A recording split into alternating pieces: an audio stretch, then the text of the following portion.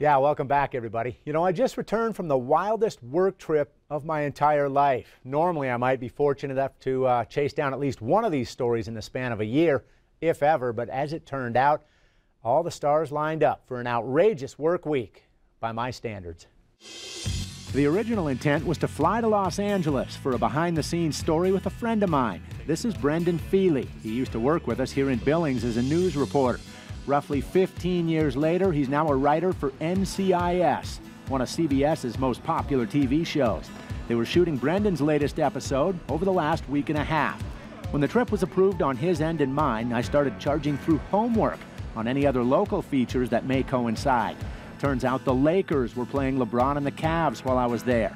Lakers, of course, took this guy, former Wyoming Cowboys star Larry Nance, 3 years ago in the NBA's first round.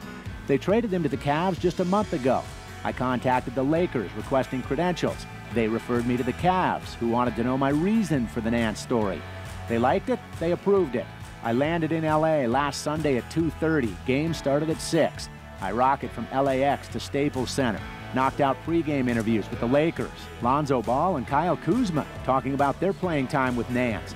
Got some courtside pictures, courtside video. LA wins by double digits. Afterward, in the media scrum, Nance wasn't real talkative, but appreciated reminiscing about his Cowboys on what was actually Selection Sunday, 3 years to the day after Nance and the Cowboys were invited. Just an hour away, MSUB's women were turning heads on one of their hottest postseason basketball runs ever. Yellow Jackets won their first 2 games at the NCAA Regional outside LA, meaning they'd play Monday night for a Sweet 16 title. I drive over Monday morning to meet them for shoot-around, take a few pics, and shoot a few interviews. My intent was to hang around, but I'd set up a shoot at the Late Late Show with James Corden. That's right, this is his sidekick, Reggie Watts, who grew up in Great Falls. What are the odds? Just to set up this shoot, I had a back and forth of more than 30 emails with Reggie's agent, his publicist, and a Late Late Show publicist. Original plan was to squeeze in Reggie's interview between MSUB's workout and that night's title game. While I was at shoot-around, CBS emailed saying at the last minute they changed the recording time for that night's Corden show. That changed my window to interview Reggie. I drive an hour to the Corden show. They invite me in to watch in the green room just a few steps from the guest dressing rooms.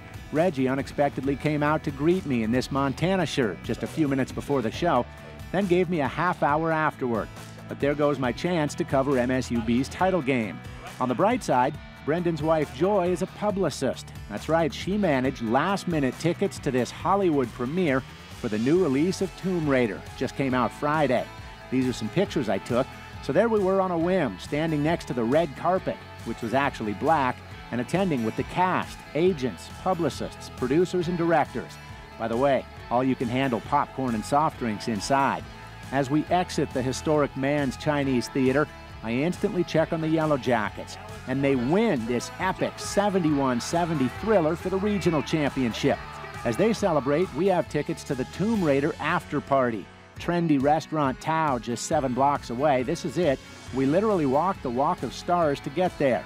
As with the premiere, security is airtight. Inside, everything's on the house, though, including excellent Chinese food. And that brings us to Tuesday, finally a day of reprieve. Or, how do they say it? A day at the beach?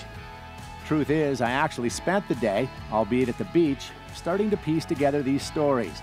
Wednesday, I'm on set with Brendan at NCIS. He spent the last 2 months writing and tweaking his script for what will be the show's 350th episode. It's one of his favorite titles, Sight Unseen. The idea starts as a molecule on this whiteboard and evolves from there. 3 months worth of writing, shooting, tweaking, and executive approval add up to one 40-minute episode, set to air 4 weeks from tomorrow. How about those 3.5 days? Between now and the next episode to air, Brendan's episode in a month, we'll have feature stories behind the scenes at NCIS with Reggie Watts at the Late Late Show, and this Wednesday with Larry Nance Jr. and the Cleveland Cavaliers.